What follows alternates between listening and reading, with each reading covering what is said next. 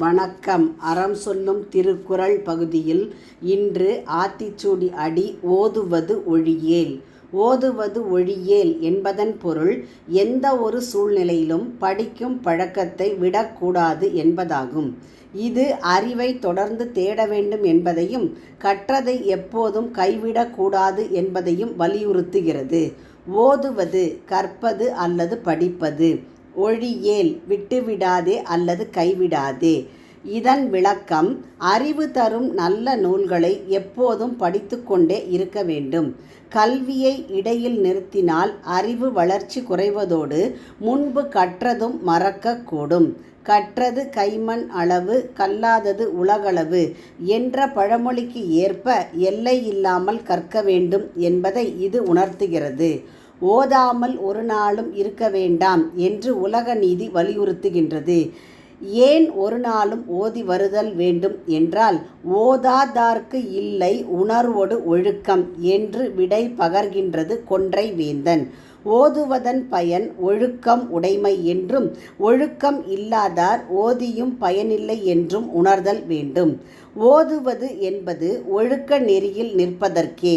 ஓதியும் ஒழுக்கம் இல்லையானால் எவ்வளவு உயர்ந்த பிறப்பாக இருந்தாலும் அதன் பெருமை குன்றி போகும் என்பதை உணர்த்த மறப்பினும் ஒத்து கொளல் ஆகும் பார்ப்பான் பிறப்பு ஒழுக்கம் குன்ற கெடும் என்று அருளினார் திருவள்ளுவ நாயனார். மனித பிறப்புக்கு இன்பத்தை தருவதும் பிறப்பின் பயனை அடைவதும் கற்பதற்கு உரிய நூல்களை படிப்பதும் படித்தவற்றை பெரியோர்களிடம் கேட்டு தெளிவு பெறுதலும் தெளிந்த வழியிலே பொருந்த நிற்பதும் கூடுமானால் மனிதனாக பிறப்பது ஒருவனுக்கு இன்பத்தை தருவதாகும். அதுவே மனித பிறப்பு எடுத்ததனால் உண்டான சிறந்த பயனும் ஆகும் என்கின்றது அறநெறிச்சாரம் என்னும் நூலில் வரும் பாடல். எப்பிறப்பு ஆயினும் ஏமாப்பு ஒருவர்க்கு மக்கட்பிறப்பில் பிறிது இல்லை. அப்பிறப்பில் கற்றலும் கற்றலை கேட்டலும் கேட்டதன்கண் நிற்றலும் கூட பெறின். நல்லொழுக்கம் என்பது கல்வியின் பயன்.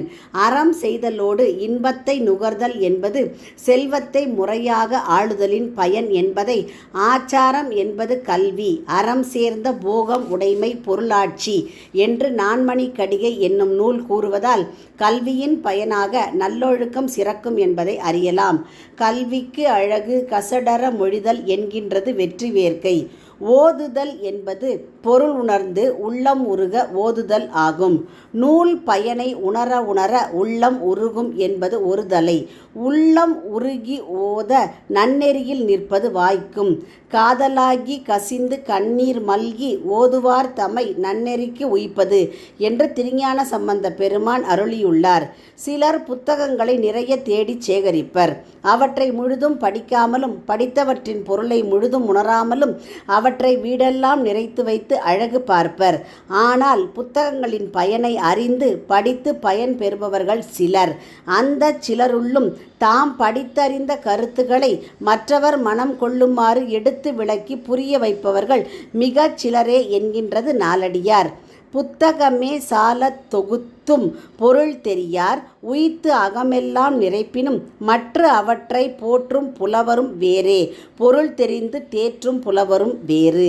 எனவே கற்க வேண்டிய அறிவு நூல்களை தேர்ந்து அவற்றின் பொருளை உணர்ந்து நாளும் ஓதி தெளிந்து உய்வு பெறுதல் வேண்டும் என்பதை அறிவுறுத்த ஓதுவது ஒழியேல் என்றார் ஔவை பிராட்டியார். ஓதாமல் ஒரு நாளும் இருக்க வேண்டாம் என்பது உலக நீதி.